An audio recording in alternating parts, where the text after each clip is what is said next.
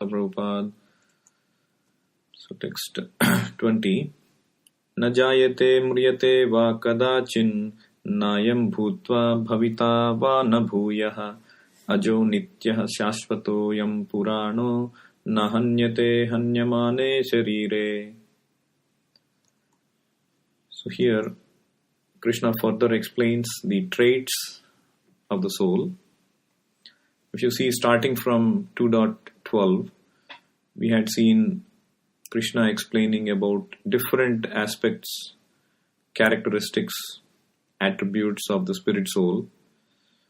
In 2.12, the eternality and individuality of the soul is stressed.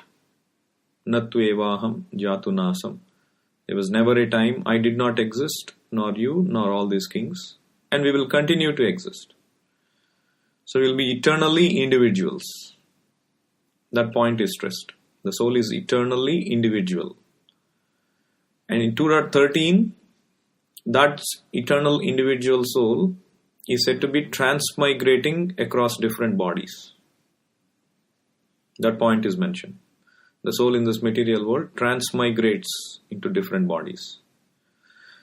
Does that mean the soul gets affected by these bodies? No, that is not affected. That is answered in 2.16. The soul, even though transmigrates, the nature of the soul is never changing. Na abhava. Na sato vidyate bhavaha. Na bhavo vidyate sataha. So for the soul there is no abhava or change. It doesn't get affected. Whereas the nature of the body is always changing. It doesn't stay for like that forever. It always decays, decomposes, or changes. So we had covered eternal individuality, transmigration. The soul doesn't get affected. And then in 2.17, the question could arise, okay, the soul is individual, it doesn't get affected by the body, but maybe if you take some effort, you can kill it, destroy it. By itself it doesn't get affected, but somebody may destroy it. So for that Krishna says, no, it cannot be destroyed. Avinashi, avyaya, avinashi tu tad vidhi yena sarvamidam tatam. Vinasham avyayasyasya. Avyaya means imperishable. It doesn't get decayed also. And it cannot be killed, it cannot be destroyed. Avinashi. Whereas in 2.18, in contrast, the body is said to be destructible. Antavanta ime deha. This body is sure, bound to be destroyed. But nityasya uktaha sharirinaha. The soul is eternal. Again, that eternality, a little bit of touch in 2.12, and the same point is mentioned. Nityasya and anashinaha. Similar to Avinashi in 2.7. So there are some points which are repeated, but it is just to mention, drive home the point that the soul is eternal. So Krishna wants to cover all aspects regarding the spirit soul, doesn't want to leave any stone unturned. So aprameyasya, imperishable. Again, that imperishable word is repeated. Actually, aprameya is immeasurable, and avyaya is imperishable. And now in 2.20, we see many of these earlier concepts coming back. So here it is said, na jayate ajaha. Both are similar. Na jayate means the soul does not take birth, which is a little bit related to 2.12, where Krishna said, we were always existing as individuals. That means, in other words, the derivative of that is, we were never born. We always existed. So similarly, it is clearly expressed here, even though that is implicitly understood in 2.12. It is explicitly coming out here. The soul does not take birth. Na jayate, na mriyate. The soul does not die. Even though Krishna told that soul cannot be destroyed, so here he is clearly marking out these words. Mriyate means death. Avinashi means destroyed. So obviously broadly there is no difference in meaning, but even explicitly, if you want to call out a subtle difference, that also Krishna is closing out. There is no chance that the soul can die like a body. So namriyate, najayate mriyate va kadachin nayam bhutva bhavita va na bhuya. It is nayam bhutva bhavita va na bhuya means this soul nayam bhutva bhavita va na bhuya.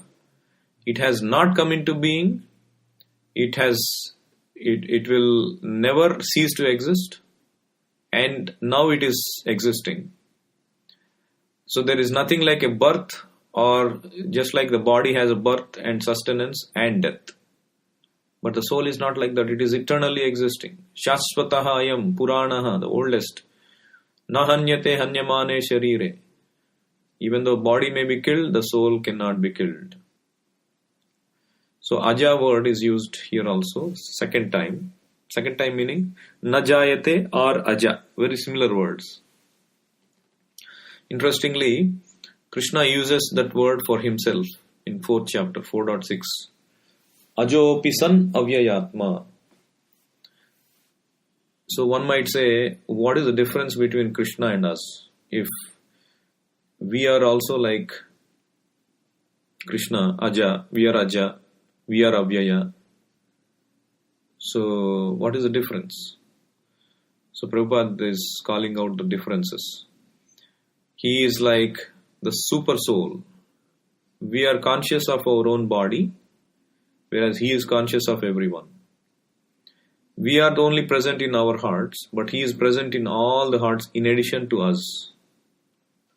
He is the supreme friend who is hearing us, who is sanctioning our desires, who is permitting our activities. Upadrashta and Anumanta. So that is the difference. Aja means, yes, it is unborn, but there is quantitative difference between Krishna and us. So this aja concept is very, very philosophically important. We take it for granted because we had been brought up in our culture, our background, Vedic background. But many Westerners, they find it difficult to understand because of their upbringing. Even religious backgrounds, they tend to say that the soul is not aja. The soul is ja, or it is born. For example, Christianity. When I say Christianity, you should understand predominant Christianity. There may be some sects which may follow different opinion, different theology. But it is, when I say Christianity, most of them accept this. They think that the soul is semi-eternal, not eternal. We say the soul is eternal, meaning there is no birth and no death. It continues to exist eternally. But what the Christians, they believe is the soul is born at the time of the bodily birth. And then the soul continues to exist forever. How? At the end of life, it is like a judgment day. If you do good activities, if you surrender to Jesus, you can go to heaven forever. And if you do not do good activities, and the judgment day, if you are determined to be bad, then you go to hell forever. Seems very difficult to stomach this. There is no other chance, just one chance, and you are doomed. So the idea is, actually, Jesus Christ did not delve into many details of philosophy. He gave what was absolutely minimally required at that point for loving God, for universal brotherhood, for morality based on the time, place and circumstance. But later on, when Jesus was persecuted, it was the Roman Empire, they were feeling the heat of the rising Christianity, and they were persecuting these sincere Christian practitioners because of the influence of Jesus Christ. And they also, we know that, crucified Jesus Christ. And it continued to happen for the next few centuries, 2-3 centuries. And then there was this Roman emperor who believed that for the proper moral behavior of the people, they had to accept a solid religion. And so he accepted Christianity officially and made it the religion of the state. And suddenly the Christians who were being persecuted, now they became the majority, or they became part of the political power. And to make sure that the people follow highest moral principles, they started coming up with philosophical tenets which were not necessarily practiced and preached by Jesus Christ. So one of that is the concept that the judgment day, where you will be forever determined to either go to hell or heaven. Because the idea was, if you were given multiple chances, then people will not learn, people will not behave properly in this life. If you were to whip them with fear, then people will turn to morality or spirituality very strongly, and they will do nice things. So that is the idea. So that is the idea with which they came up with that. Do good in this life and go back. And if you don't go, you are doomed. And the same thing was about the birth of the soul. Because Jesus Christ did not delve into details. He didn't refute the fact that there is going to be reincarnation and the pre-existence of the soul. But the later philosophers, they concretized the idea that the soul, it doesn't pre-exist. It is born at the time of the body's birth. But what they cannot explain is, with that philosophy, how different people are born in different families or in different material conditions. How one person is born blind. One person is born with a silver spoon. One person has so many abilities but still suffers in life. So they cannot explain this. So if one cannot properly explain this with the philosophy, what are the logical conclusions? It means either God is partial, He is wantedly letting it happen, which means God is not all merciful, all equal. So they come to that conclusion. Or there is no God, things are happening randomly. That is another conclusion. So there is all kinds of conclusions possible, which is not proper. Or they have to accept the path that it is merely a reflection of what they had done in the previous life, which they are experiencing now. That is a third possibility. And God, as a neutral God, He is devising the system and He is letting it happen. So because the third option was not given, they had to accept either one or two. And people who are not satisfied with the concept of God being partial and is doing things according to His will randomly, they tend to shift to this atheism. Better to accept that things are happening by chance. So the lot of Westerners, they turn to atheism as an alternative because their rational minds cannot accept the irrational thought of this Christian religion. Of course, as I said, disclaimer again, I don't mean to say blanket Christianity. There are many other sects who may follow. But in general, this is the general principles. So people, they turn to atheism because of lack of proper answers to their intellect. So, but if they study the Sanatana Dharma properly, with open mind, they get all the answers. Why there is differences in the living entities when they are born, Janma, Aishwarya, Shruta, Shri, how the body, how the soul is eternal, how it is taking different bodies based on the karma it does. It is a comprehensive philosophy. It is the most accommodating.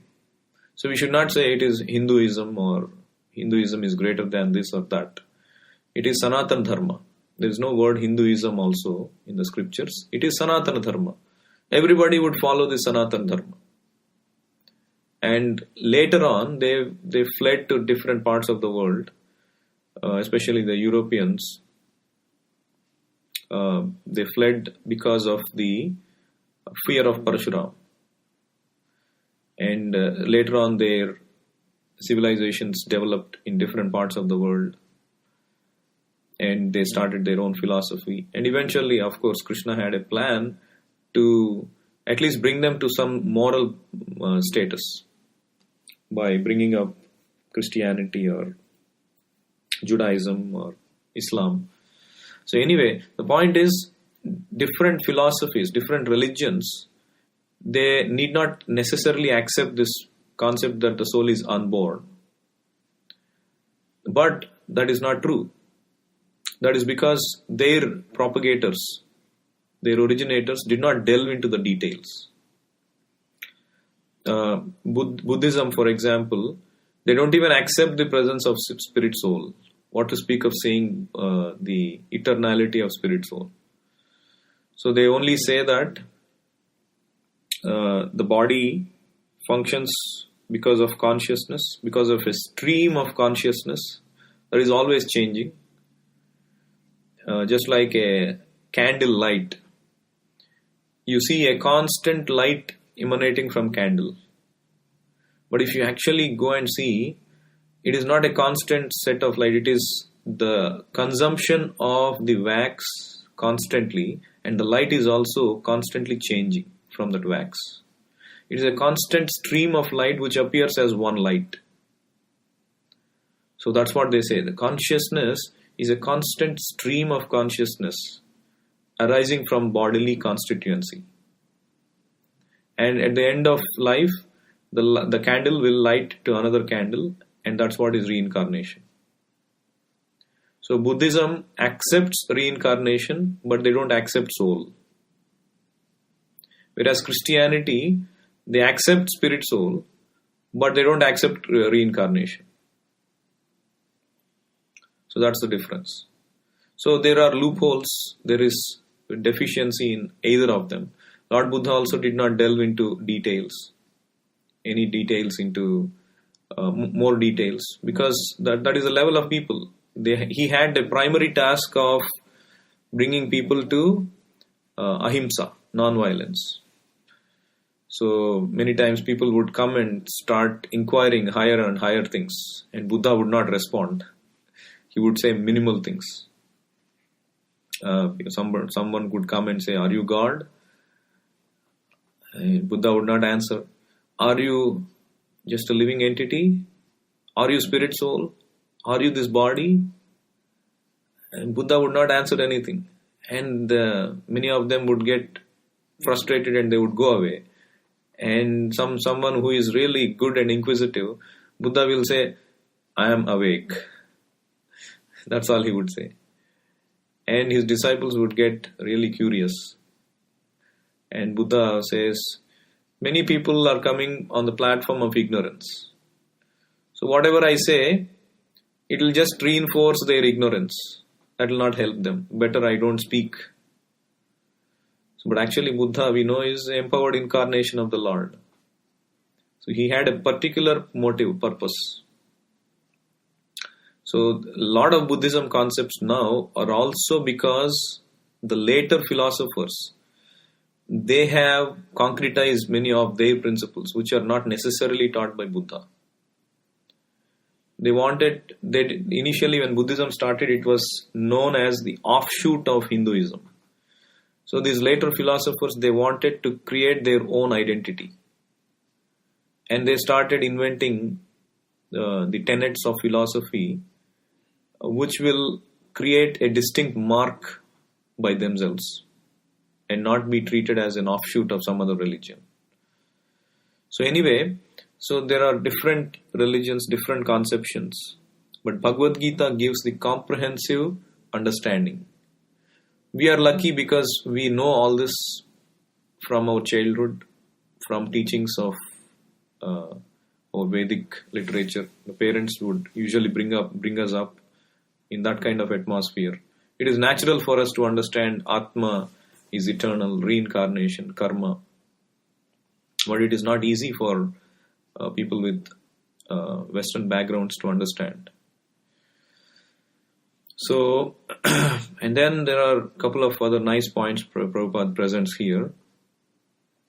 How, if you cannot find the soul in the body, how can you understand the presence of the soul? Because we are talking about soul, Krishna is mentioning Bhishma is a soul, Drona is a soul. You cannot hurt him, you cannot kill him. So can I see that soul? That soul, if you are unable to see, you can perceive the soul through its consciousness. In fact, our material eyes cannot see the soul. We can only perceive the soul. Just like the analogy Prabhupada is using, in the sky, if you cannot see the sun, you can perceive the sun by the sunlight. The cloud may be obstructing the sun, but the fact that there is light in the sky means that there is sun. So the fact that there is consciousness means that there is the presence of spirit soul. So that is how we should understand.